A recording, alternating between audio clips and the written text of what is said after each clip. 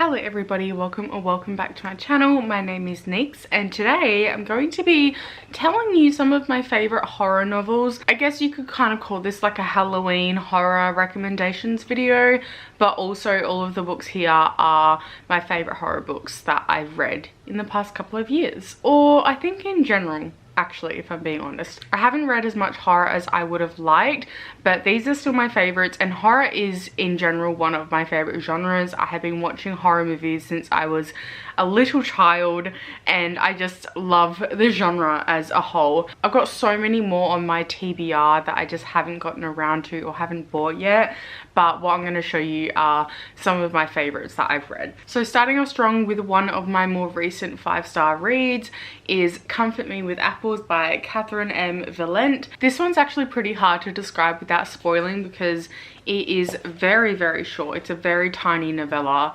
but this follows a husband and a wife who are very happy together and who live in this sort of gated community, and they seem very happy with each other, and they are very happy with each other. But throughout this book you get sort of small sinister moments from the wife's perspective that make you question things, make you feel a little bit uncomfortable, and she thinks everything is completely fine until she kind of makes a few discoveries. I was still kind of working things out towards the end of the book before things started clicking really in place, and then when everything starts to click in place you're like, oh, I get it. But the whole kind of journey there is very uneasy, very kind of uncomfortable. This was a really fantastic kind of chilling little read, and if you're already a horror fan in particular and you just want like a smaller, shorter book, I definitely recommend this. But even if you're just looking for like a novella that's a little bit creepy, I recommend this one as well. It's really good. Next up is a collection of short stories, or 3 short stories, and that is Things Have Gotten Worse Since We Last Spoke by Eric LaRocca.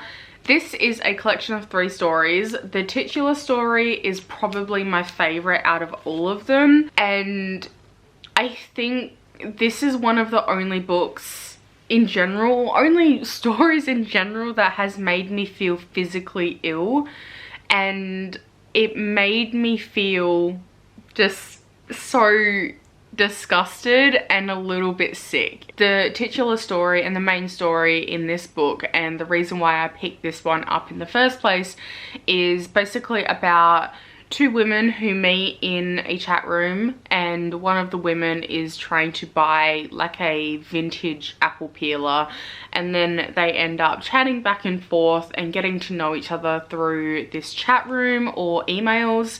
It's set in the early 2000s. They get to know each other more, things start happening. It's very creepy. Like, I cannot describe to you how gross this made me feel, and that doesn't happen often. If you're really squeamish, I probably wouldn't recommend this necessarily, but if you're already a fan of, you know, horror movies or don't mind a little bit of gore and whatnot, I would recommend this. Like, I feel like I'm not that squeamish, but this made me squeamish, but I loved it so much.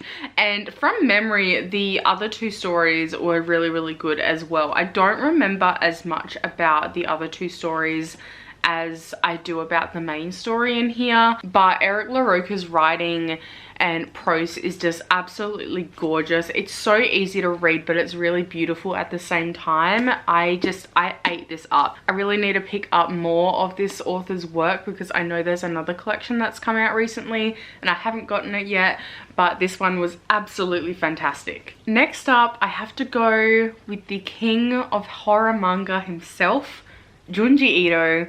My favorite collection, I think, is Shiva. I was trying to have a think about what of my favorite stories his is, and I've got a few. Like, I love all of his work. All of his work is so creepy. His drawings and his art is incredible, and he really takes like everyday things or really simple things and turns it into something horrific, which I really love reading about. And there's just I don't know, I think this collection out of all of his work has probably stuck with me the most. This is one of the first books that I read from Junji Ito, but there are so many stories in here that I just absolutely loved. I think there's only one. Yeah, there's one in here that I really didn't like, but the rest I absolutely loved. So my favorites in this collection are Fashion Model, Marinette Mansion, Hanging Blimp, and The Long Dream. Yeah, he takes everyday, seemingly like ordinary or like simple concepts and turns them into something really terrifying. And I've loved everything that he's written, that I've read from him so far, and he's one of my favorite manga artists. I love him. Next up is a YA horror. This one came out a couple of years ago. It's Wilder Girls by Rory Power. This one is set at a school on a island. It's called the Raxter School for Girls, and they're put into quarantine because there's this mysterious disease going around, and there's a lot of body horror. It's really beautifully written. There's also like a sapphic romance in here as well. The friendships and the relationships that you get to see between the characters in this are just really, really well done.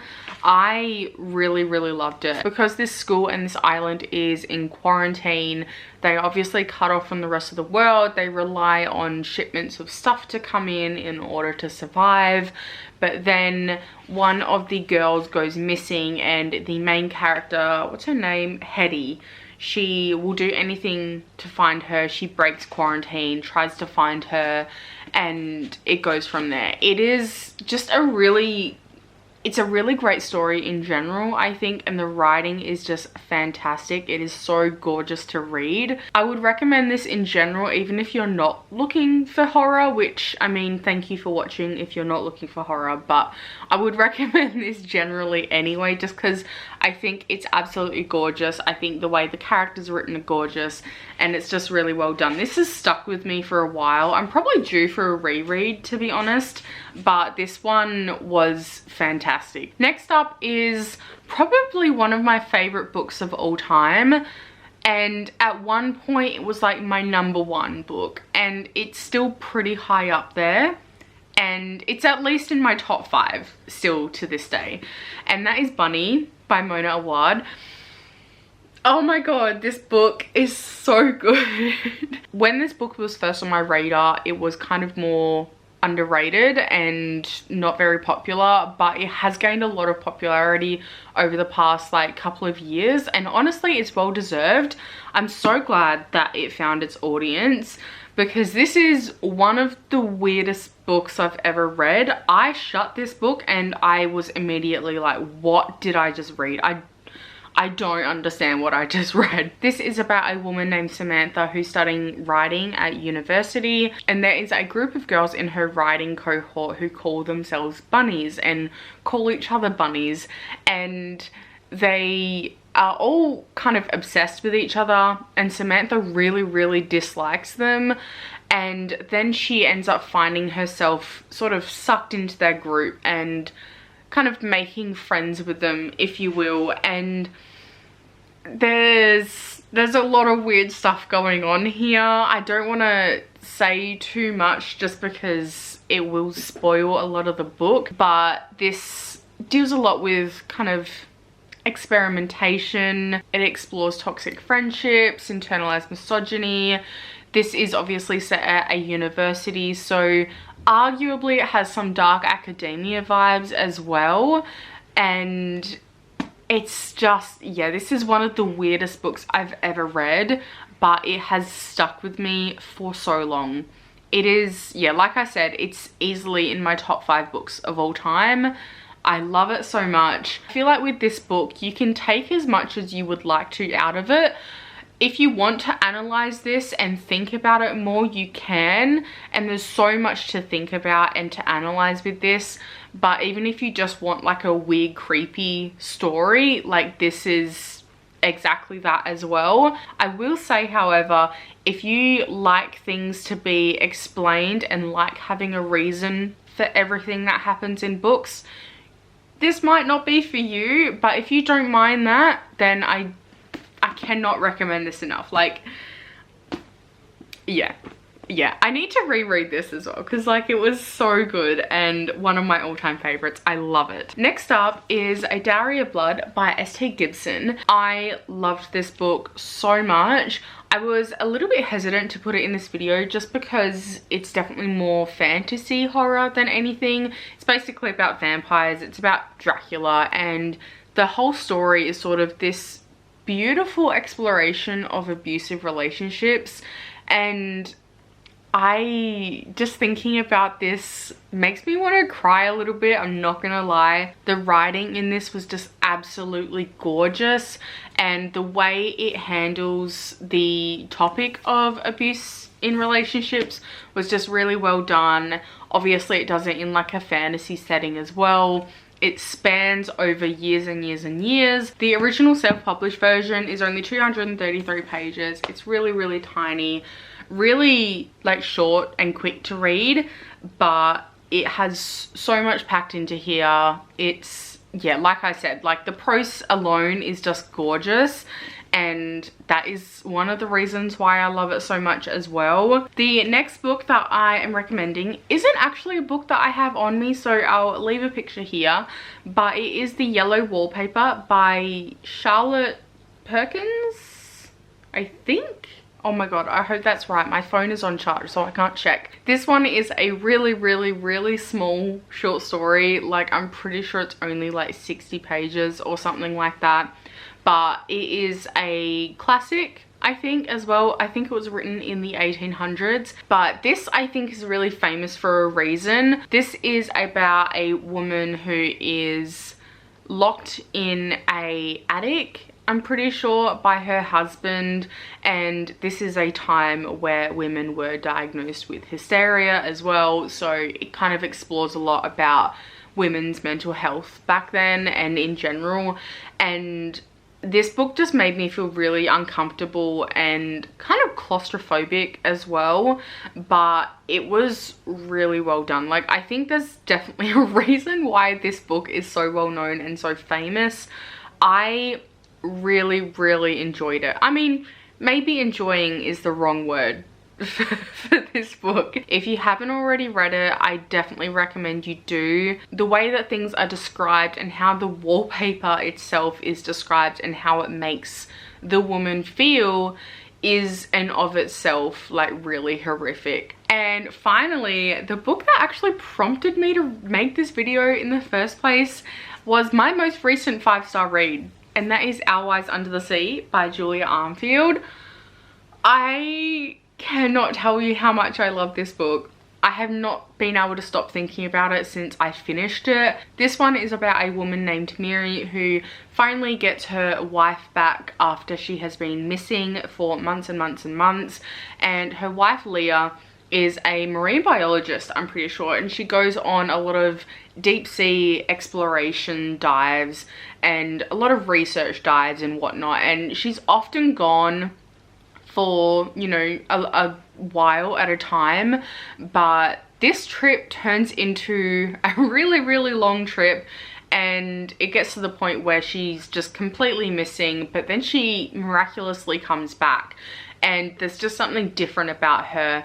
Mary can't quite figure out why her wife is so different and what has made her that way, but we sort of get glimpses into what happened in the submarine as well that went missing for 6 months, and we don't get a lot of glimpses into it. Again, this book as well makes you feel really claustrophobic, especially the scenes in the submarine as well from Leah's perspective, but then you also get this beautiful exploration of like grief and heartbreak and like a romance story, if you will, from Mary's perspective and from both of their perspectives really. But this isn't a romance, I want to make that clear, but it does really explore love and just like their relationship. And oh my god, the writing is, I'm gonna cry just thinking about the writing alone. Oh my god, the writing is stunning. Like, it is some of the best writing I think I've ever read at least recently. This had me hooked from like the first page, and I did not stop thinking about it. I could not put it down. This is just such a tender and yet at times horrific story as well. And like I said, it makes you feel really claustrophobic. And it's also, I feel like a lot of the horror in this specific book as well is just from the human emotion and like imagining what it would be like to be in Mira's position. I would call it a horror. I think some people might not consider this a horror book, but I do definitely think that, I mean, it made me really uncomfortable, and while it made me really uncomfortable at times, it's also one of the most beautiful books I've ever read, and I could not stop thinking about how wonderful it is to read about these characters and their story. And I just like, I loved it. This is basically the reason I made this video. So they are all of the horror books that I've really loved over the past couple of years. I feel like a lot of my favorite horror doesn't necessarily have all of the answers in the book, but that is something that I really love, and I want to know more and I want the answers, but I'm also like not mad if I don't get the answers, and I think that sort of makes it better in a lot of ways as well. But I love all of these books so much. If you have any favorite horror books or movies, please recommend them. Please let me know down in the comments below. Or if you've read any of these, let me know your thoughts as well, because I feel like a lot of the time with horror books they can be pretty divisive, so I'm curious. But yeah, thank you so much for watching. I hope you have a fantastic day or night wherever you are. Happy Halloween, and I'll see you all next time. Bye.